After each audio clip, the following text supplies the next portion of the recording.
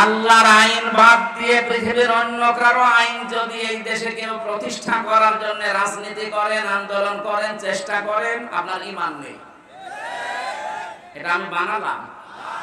সূরা বাকারা 2 number পারা 4 number পৃষ্ঠা 3 number লাইনে আর এক জায়গায় আছে, আন্নাল কুওয়াতা লিল্লাহি জামিআ, সমস্ত ক্ষমতার উৎস কে? কিন্তু বাংলাদেশে বহু রাজনৈতিক দলের গঠনতন্ত্রে লেখা আছে ক্ষমতার উৎস জনগণ। এই আয়াতের সাথে পুরা সাংঘর্ষিক। বাংলাদেশ জামাত ইসলামের গঠনতন্ত্রে এইটা লেখা ছিল না, এইজন্য তাদের নিবন্ধন পর্যন্ত জালেমরা বাতিল করে দিয়েছিল।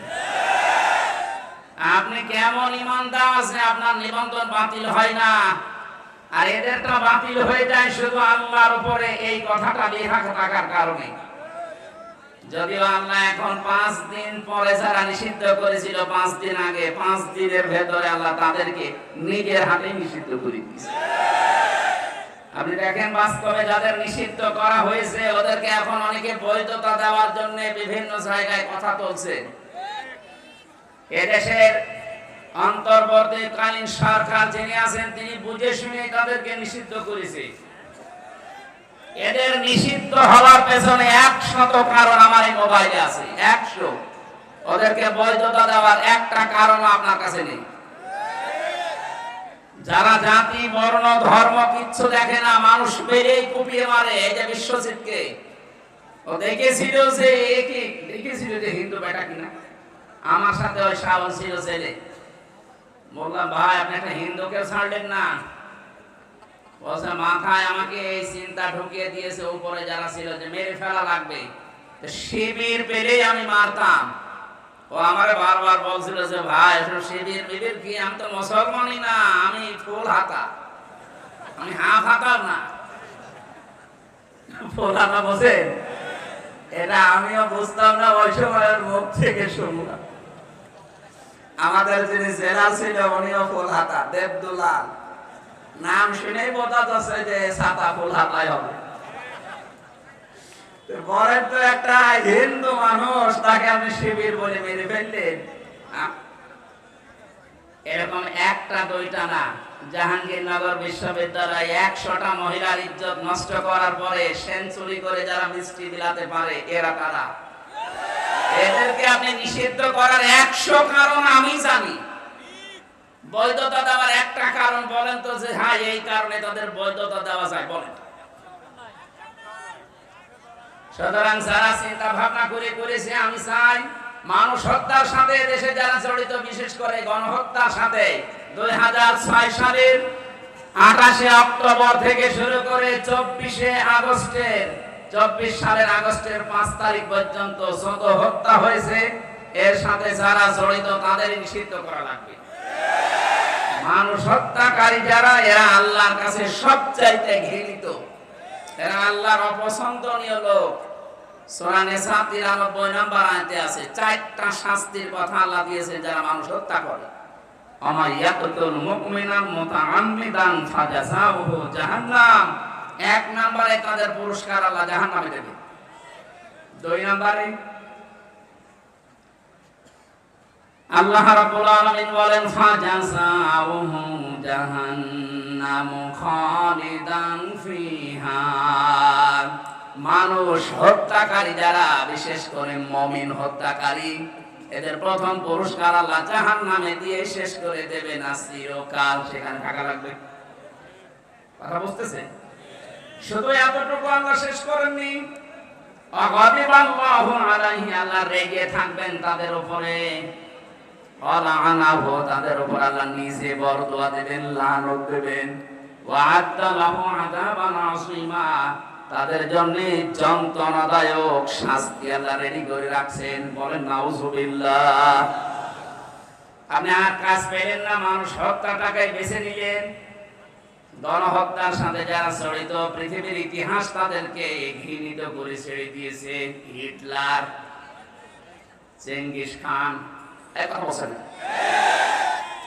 এই মানুষগুলো মানুষ হত্যার সাথে জড়িত ছিল। একটা জীবনের মূল্য আল্লাহর কাছে এত বেশি। পড়া কোরআন পড়ে আমি 3টি পাপের শাস্তি পেয়েছি ডবল। আপনি একটা অপরাধ করলে আপনার শাস্তি একটা হবে, মান জাবিল হাসানাতি ফালাহু আশরু আমসালিহা ওয়া মান জাবিস সাইয়্যাতি ফালা ইউজসা ইল্লা মিসলাহা ওয়া হুম লা ইউযলামুন। বলেন আল্লাহু আকবার। কোরআনে কারীম জানাচ্ছে কোন মানুষ যদি একটা ভালো কাজ করে আল্লাহ কমপক্ষে 10 গুণ তাকে নেকি বৃদ্ধি করে দেয়। সিস্টেম অপর পৃষ্ঠায় দেখুন, কোন মানুষ যদি একটা অন্যায় কাজ করে তার শাস্তি আল্লাহ অতটুকুই দেবেন, একটা, তার উপরে জুলুম করা হবে না। কিন্তু এই তিনটা পাপের শাস্তি আল্লাহ আলাদা ভাবে বর্ণনা দিচ্ছেন। এই তিনটা পাপ যারা দুনিয়ায় করবে তাদের শাস্তি একটা না, ডবল হবে।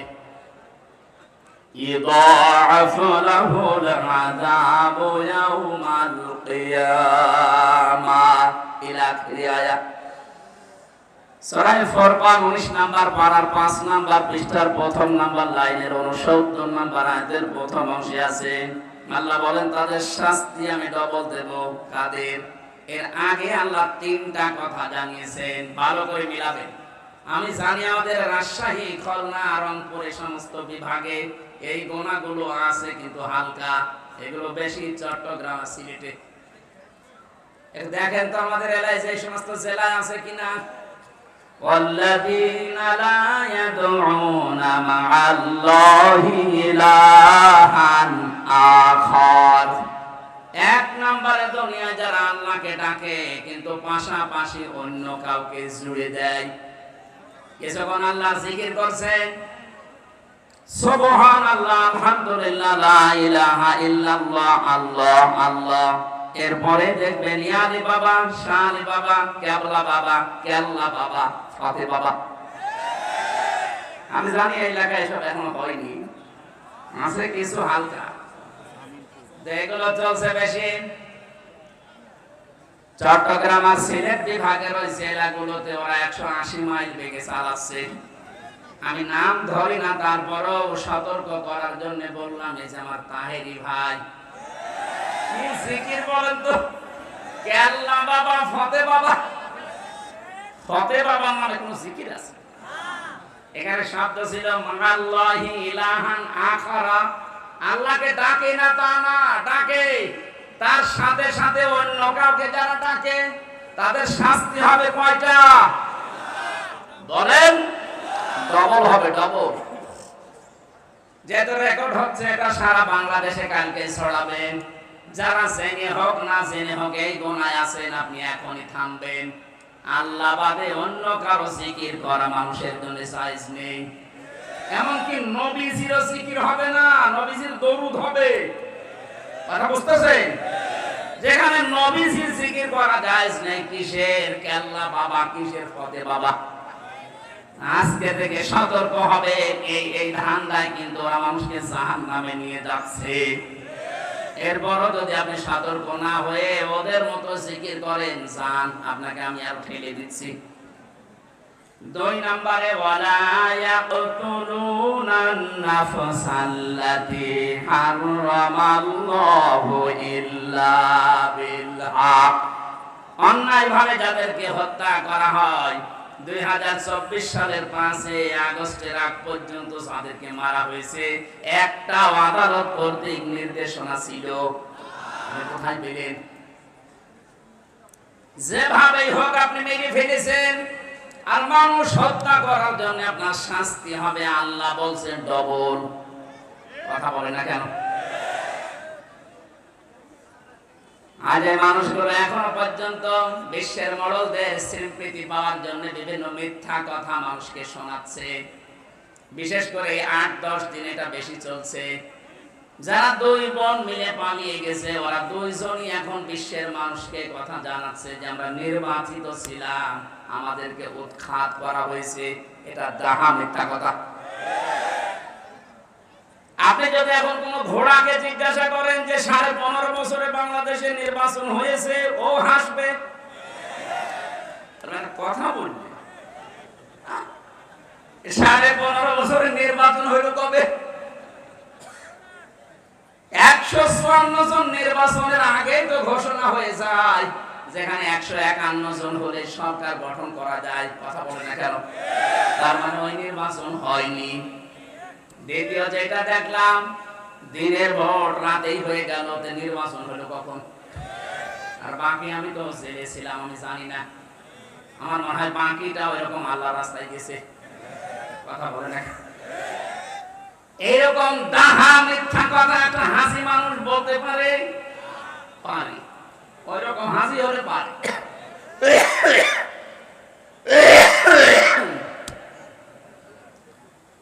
হাসি ওই রকম হলে পারে। হাসি আমি আরো দেখেছি দুনিয়াতে, তাদেরকে আপনি পিটিয়ে মেরে ফেলবেন, তারপরও মুখ দিয়ে মিথ্যা বলাতে পারবেন না।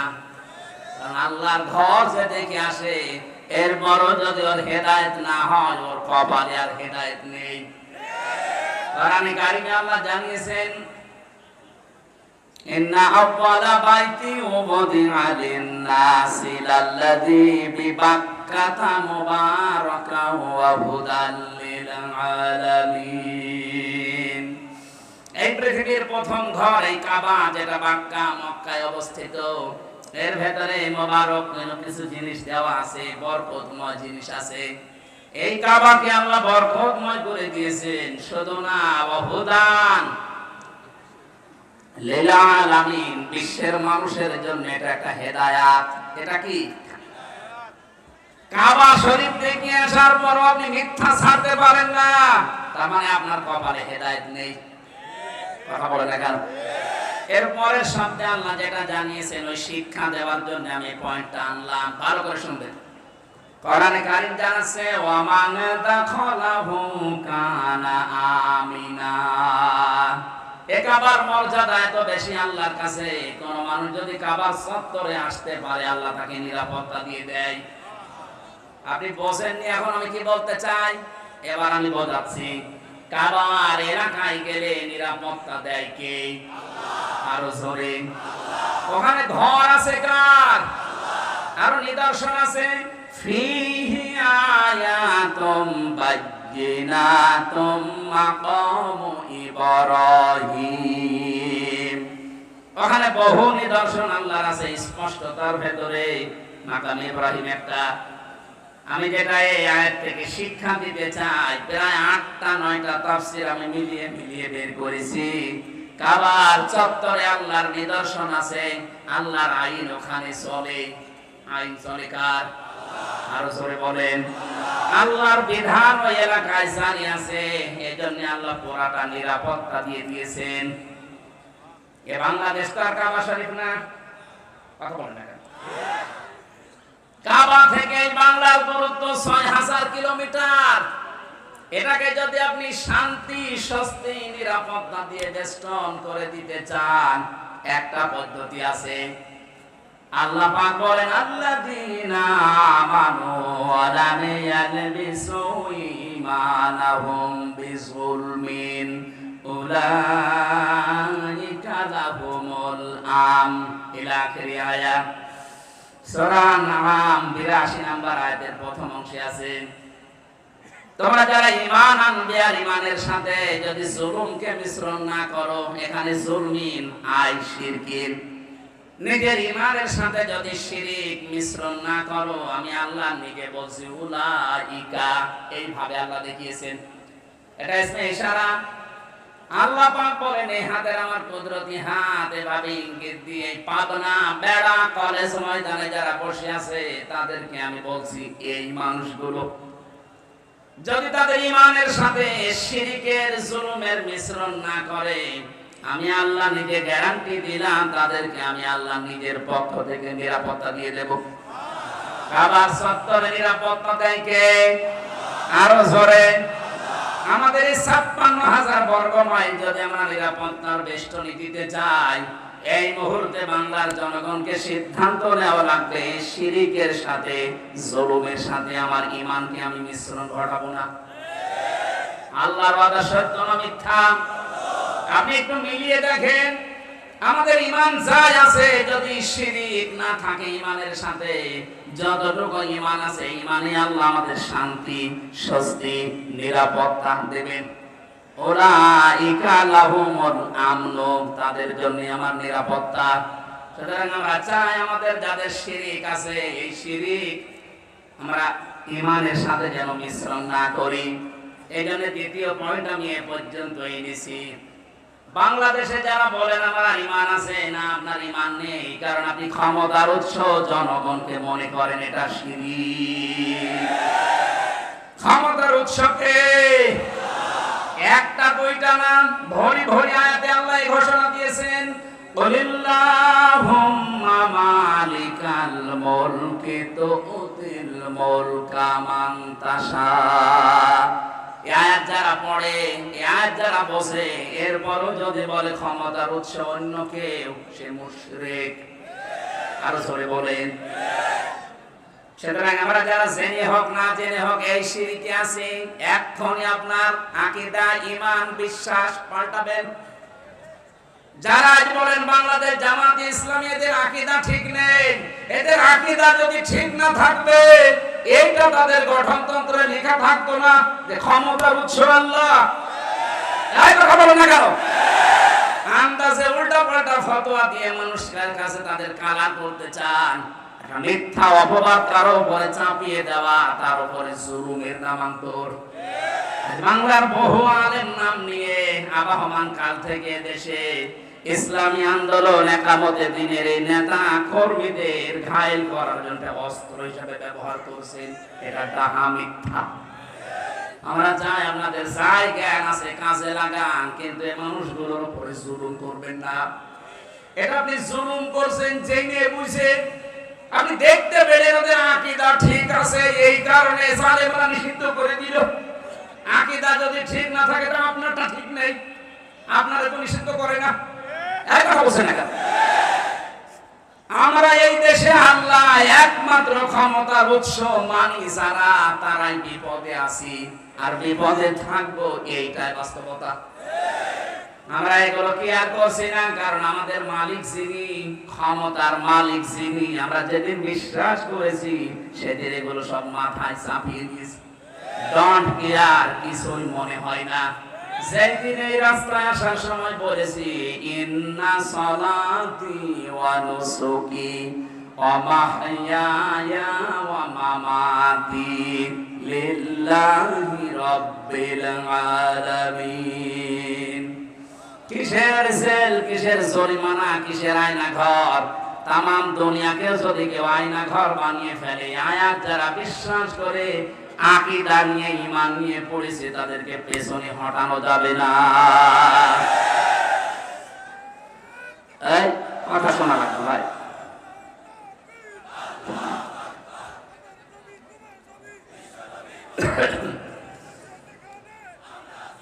আমার ভাই, আমি জানি দেশে বহু মানুষের ঈমানটা আছে। শিরিক যারা করে তারা মুশরিক। আর ফতোয়া লাগবে? আমি তো একবারই বলে দিয়েছি, আল্লাহ যেটা পারে অন্য কেউ পারে, বিশ্বাস আমরা করি না। কথা বলে না কেন? আপনি বিশ্বাস করেন যে আল্লাহ যেটা পারে অন্য কেউ পারে না? আপনি যেমন বিশ্বাস করেন সন্তান দিতে পারে শুধুমাত্র আল্লাহ, তামাম দুনিয়ার সবাই মিলে চেষ্টা করলো এটা দেওয়া সম্ভব না। কথা বলে না কেন? এটা যেমন বিশ্বাস করেছেন দুনিয়া বানিয়েছেন আল্লাহ, আইন চলাতে পারে, তার অন্য কারো আইন এখানে চালানো জায়েজ নেই। এটা যদি এইভাবে বিশ্বাস করতেন, বাংলাদেশে আল্লাহর আইন কায়েম হয়ে যেত। এই বিশ্বাসটাই আসলেই মানুষ কেন জানি মনে করে না এটা রাজনীতি, এটা জামাতের কথা, এটা জামাতের বাবার কথা। জামাতের বাবা এই কথা বানিয়েছে, এটা আল্লাহ বানিয়ে দিয়েছেন। এ বিশ্বাস যাদের নেই তারা মুশরিক। তাদের সম্মান মর্যাদা দিন যত যাবে বাড়বে না, আর কমতে থাকবে। মুশরিকদের সম্মান মর্যাদা যদি দুনিয়ায় বাড়ে, তাহলে কোরআনের এই আয়াত কি করবেন আপনি? আল্লাহ মিথ্যা কথা বলতে পারে? বলেন। এজন্য আশা করছি আপনি নিজের আকীদা, বিশ্বাস, ঈমান এখনই পাল্টাবেন। আর যদি এমন দলে থাকেন যে দলের উৎস, ক্ষমতার উৎস জনগণ, এই বিশ্বাসে বিশ্বাসী, এখনই চলে আসবেন। এখন যদি বলেন কি করতে আসলেন, এইটাই করতে আসি আমি, কারণ কোরআন আমাকে এইটাই জানাচ্ছে, আপনি মুশরিক হয়ে জাহান্নামে যাবেন। এ মাহফিল দেওয়া দরকার কি? এক কথা বলেন না কেন? আশা করছি ইঙ্গিতে আপনি জ্ঞানী মানুষ বুঝে ফেলেছেন। এরপরেও যদি না বোঝার ভান করে থাকেন, আমার মনে হয় আপনাকে ওয়াজে কাজ হবে না। কিসের কোরআন শরীফ, বুখারী শরীফ, আপনার বাকারি শরীফ লাগবে। মরণ ছাড়া আপনারা পরিবর্তন নেই। আমি দোয়া করছি মুসাফির অবস্থায় আল্লাহ আপনাকে যেন সম্মতি দেন। অন্তত হযরত ওমরের মতো মানুষকে যদি আল্লাহ ফিরিয়ে নিয়ে এসে সোনার মানুষ বানাতে পারে, আমাদের তো আল্লাহ পারবে। এই কথা বলে না কেন? যাদের আকীদা বিশ্বাস এরকম খারাপ আছে, ফিরে আসে। ক্ষমতার উৎসকে আরো জোরে। যখন এই দেশে ৯৬% মুসলমান এই বিশ্বাসটা ১০০% আল্লাহকে দেখাতে পারবে, কাবার মতো এই ৫৬,০০০ বর্গ মাইল নিরাপত্তা আল্লাহ নিজে দেবে। আল্লাহ দিতে পারবে না? পারবে ইনশাআল্লাহ। ওই বিশ্বাস নিয়ে আজকে কোরআনে কারীমের তেলাওয়াতকৃত আয়াতে প্রবেশ করছি। সূরা হজ ৭৭ নম্বর আয়াত পড়েছি। সফলতার মাপকাঠি আল্লাহ এখানে বর্ণনা দিচ্ছেন। আমরা সফল হতে চাই না? আল্লাহ রাব্বুল আলামিন বলেন, ইয়া আইয়ুহাল্লাযীনা আমানু, ওহে যারা ঈমানের দাবি করো, খুব ভালোবাসা নিয়ে বলছি তোমাদেরকে। পরে কোরআন শরীফে আল্লাহ এই আয়াতটা দিয়েছেন 89 জায়গায়। 89 বার ঈমান যারা এনেছে তাদেরকে আল্লাহ এই আদর দিয়ে ডাক দিয়েছেন, ইয়া আইয়ুহাল্লাযীনা আমানু। বলেন আল্লাহু আকবার। এত আদর করে আল্লাহ ডাক দিলেন, ইরকাউ, রুকু করো, ওয়াসজুদু, সিজদা করো, ওয়াবুদু রাব্বাকুম, তোমার রবের ইবাদত করো, ওয়াফআলুল খায়রা, ভালো ভালো কাজ করো, লাআল্লাকুম তুফলিহুন, আশা করা যায় জীবন সফল হয়ে যাবে। এই ওয়াজটা করলেন কে বলেন তো? নাকি আমি এই ওয়াজ বানালাম? তাহলে আমাদের এখন সফলতার মাপকাঠি, প্রথম জীবনে আমাদের রুকু থাকা লাগবে। রুকু মানে কি? না, রুকুর ৯৯টা অর্থ আছে। কোন মানুষকে আল্লাহ রাব্বুল আলামিন কোরআনে কারীমে সূরা বাকারার ভেতরে এসেছে, ওয়াকিমুস সালাতা ওয়া আতুস যাকাতা ওয়ারকাউ মা'আর রাকিবিন। দুনিয়াতে নামাজ কায়েম করো, সম্পদ থাকলে যাকাত আদায় করো, আর রুকুকারীদের সাথে রুকু করো। তার মানে দুইটা অর্থ এখানে। এক নম্বরে জামাতবদ্ধ হয়ে জামাতের সাথে নামাজ পড়ো। দুই নম্বরে আল্লাহর বিধানকে এই জামাতে নামাজ পড়তে গিয়ে যে ২৭টা শিক্ষা পাওয়া যায়, ওগুলো ব্যক্তি, পরিবার, সমাজ, রাষ্ট্রে দাঁড় করাও। জোরে বলেন সুবহানাল্লাহ। ২৭টা বিষয় আমি পেয়েছি তাফসীরে এই রুকু শব্দের ভেতরে। আপনি যদি সত্যি আল্লাহকে রুকু দিতে চান, এটা আল্লাহর একটা বিধান। এই বিধান পালন করতে গিয়ে যেমন কাতারবদ্ধ হয়েছেন, কোন দল মত দেখেছেন? আরো ধরে বলেন। রুকু আল্লাহর বিধান পালন করার জন্য যখন আপনি দাঁড়িয়ে যান, কেউ কি এই চিন্তা করে দাঁড়ায় যে আমার দুই পাশে যারা দাঁড়াবে শুধু জামাত ইসলাম দাঁড়াবে, অন্য কেউ দাঁড়ালে আমি ওর পেছনে দিয়ে দেব? কথা বলে না কেন? এখানে যেমন আপনার মন উদার, আল্লাহ এইটাই আপনাকে পরিবার, সমাজ এবং রাষ্ট্রে দেখাতে চায়। ও হামজা, এখানে যেমন আল্লাহ একটা বিধান তুমি পালন করবে, রুকু, এটার জন্য যেমন সব এক হয়ে গেছো, এখান থেকে শেষ করে যখন ব্যক্তি, পরিবার, সমাজ আর রাষ্ট্রে যাবে, তখনও আল্লাহর একটা দুইটা বিধান নেই, এরকম রুকুর মতো বিধান আছে ৪৯৯টা। কোরআনে আল্লাহ বিধান দিয়েছেন ৫০০টা, ওখানে কায়েম হবে মাত্র একটা। এখনো কয়টা আছে? ৪৯৯টা এই বিধান। এগুলো আর নামাজের ভেতরে নেই, এগুলো আছে ব্যক্তি, পরিবার, সমাজ, রাষ্ট্রে। ওইগুলো যে আমি আল্লাহকে দেখাতে হবে, তাহলে তোমার রুকু কবুল হবে। আয়াতের দ্বিতীয় অর্থ এইটাই পেয়েছি, এখানে যে রুকু দিলি, এই রুকুটা জামাতবদ্ধ হয়ে দিয়েছো, এভাবে জামাতবদ্ধ হয়ে আল্লাহর আইনগুলো প্রতিষ্ঠার জন্য কাজ করবা, এর নাম রুকু। এই কাজটা মানুষ এখনো বোঝে না। বুঝলে অনেকে শুধু রাজনীতি রাজনীতি এই গন্ধ খোঁজে। এখানে রাজনীতি পেলে কোথায় আপনি? রুকু করার জন্য আল্লাহর আদেশ, ওয়ারকাউ মা'আর রাকিঈন, রুকুকারীদের সাথে রুকু করো। এই আয়াতের অর্থ কয়টা বললাম? আরো জোরে বলেন।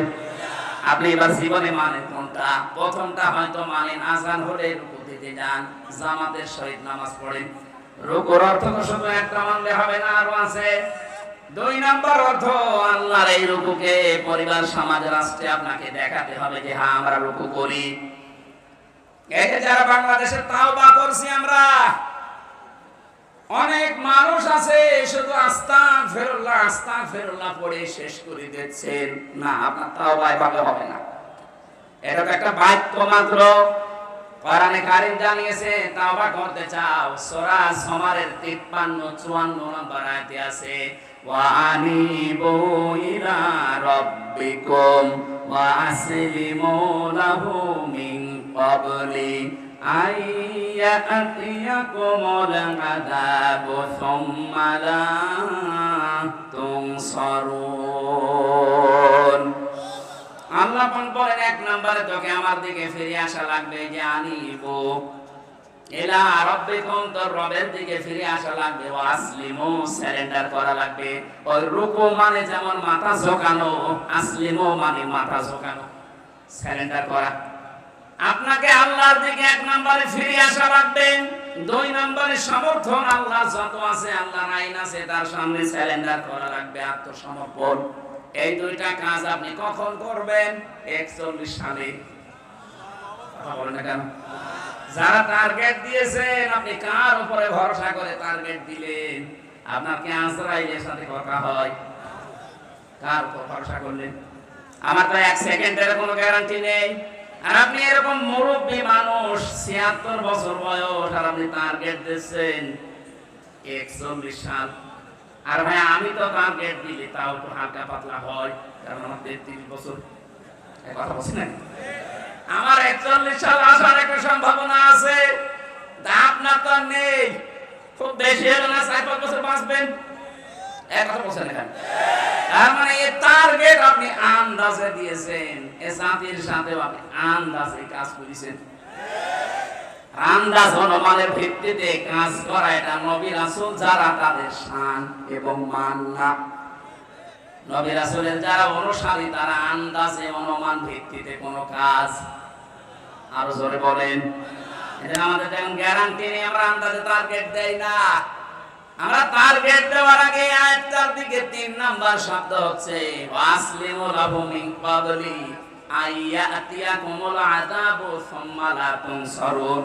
ওই আযাব আসার আগে তোমাকে এই 2টা শর্ত মানা লাগবে। 1 নম্বরে আল্লাহর দিকে ফিরে আসবেন, 2 নম্বরে আত্মসমর্পণ করবেন আল্লাহর বিধান পেলেই। কখন? যখন আপনার কাছে মরণ চলে আসবে। আর মরণ কখন আসবে কোনো গ্যারান্টি আছে? আর জোরে বলেন। আমরা বাংলাদেশে এই তাওবাটা যদি বুঝে করতে পারতাম, এই 15.5 বছরে যে জুলুম, অত্যাচার, নির্যাতন হয়েছে, আগামীতে অনেকেই এই চিন্তায় আছে যে আগে একটু বসে নেই, এর চাইতে বেশি করব, তাদেরও এটা বন্ধ হয়ে যেত। কথা বলেন ঠিক কিনা? তাওবা ভালো করে শুনে রাখেন, অপরাধ যার কাছে স্বীকার করবেন তার কাছে, এইটার নাম তাওবা। আর এটা আমরা বাংলাদেশের মানুষ অনেকে বুঝি না, বোঝাতেও পারি না। ও অন্যায় করছে আমির হামজার কাছে, আর কাবার গিলাফ ধরে মাফ চাচ্ছে আল্লাহর কাছে। আরে ভাই, আপনি আল্লাহর কাছে দোষ করেছেন, কথা বলেন না কেন? জেলখানায় আমার সাথে এক ওসি ছিল, উনি আমারে বলছে, হুজুর আমার তাওবা দেখেন তো হইল কিনা, বলেন। যে নির্বাচন গেল, এই নির্বাচনে রাত 12টার পর থেকে আমার এসআই এবং কনস্টেবল যারা ছিল, আরো কিছু মানুষকে সাথে নিয়ে রাত 12টার পর থেকে আল্লাহর নামে আমি ভোট কাটা আরম্ভ করলাম। ফজরের নামাজ পর্যন্ত কাজ কারবার কমপ্লিট করে জায়গা মতো পাঠিয়ে দিলাম। এরপরে আমি গোসল করলাম, ওযু করার পরে 2 রাকাত নফল নামাজ পড়ে বললাম, আস্তাগফিরুল্লাহ, আমার তাওবা হয়েছে। আপনি তো আর আল্লাহর কাছে দোষ করেননি যে আস্তাগফিরুল্লাহ পড়বেন। আপনি দোষ করেছেন হামজার মতো 3.5 লাখ 4.5 লাখ হামজার কাছে। একটা এমপি বানাতে 3.5-4.5 লাখ মানুষ লাগে, তাদের সবারটা আপনি নিজেই দিয়ে নিলেন। আপনি তো দোষ আল্লাহর কাছে করেননি, দোষ করেছেন যাদের কাছে, ওদের কাছে আগে যে ক্ষমা চান। কথা বলেন না কেন?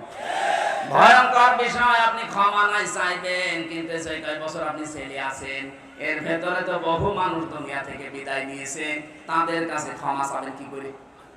তার মানে আপনার মাফ নেই। কথা বলেন না কেন? জালেমকে টিকিয়ে রাখলে আপনি নিজের সর্বনাশ নিজে করেছেন। এই জন্য আমরা চাই তাওবা, অপরাধ যার কাছে আগে তার কাছে যাবেন, যে যদি তার ক্ষতি করে থাকেন তার ক্ষতিপূরণ দেবেন। এই 15.5 বছরে আপনার জন্য অনেকে ব্যবসা করতে পারে নাই, কথা বলে না কেন? এই 15.5 বছরে অনেকে এমন এমন চেয়ারে যাওয়ার কথা ছিল যেখানে আপনার কারণে যেতে পারে নাই। এমন মানুষ দেশে নেই? আপনি তার ক্ষতিপূরণ দেবেন আগে। এখন যদি বলেন ওই চেয়ারে আমি বসাবো কি করে, আমি তো পালিয়ে বেড়াচ্ছি, না, আপনার তাওবা তাহলে আস্তাগফিরুল্লাহ হবে না। যার ক্ষতি যেইভাবে করেছেন ওই ক্ষতিপূরণ ওইভাবে দেওয়া লাগবে। আমার জীবন থেকে 3টা বছর বিনা কারণে আপনি কেড়ে নিয়েছেন। আমার বাবার কাছ থেকে 30 থেকে 32 লাখ টাকা খেয়েছেন। আগে এই টাকাগুলো ফেরত দেবেন, ক্ষতিপূরণ। আর 3 বছর আমার মতো ফাঁসির কন্ডেম ছেলে থাকবেন, এরপরে বলেন হামজা মাফ করে দিন। এসব কিছু নেই, চামড়ার মুখ, আস্তাগফিরুল্লাহ, ভণ্ডামি করার জায়গা পান না। কথা কি কড়া হয়ে গেল নাকি? কিসের কড়া? এখনো শুরু হয়নি। আমাদের রূপ আসলে হচ্ছে না। সম্মানিত মা বোনেরা, এই আয়াতের তাফসিরে আমি রুকু শব্দের ব্যাখ্যা পড়েছিলাম।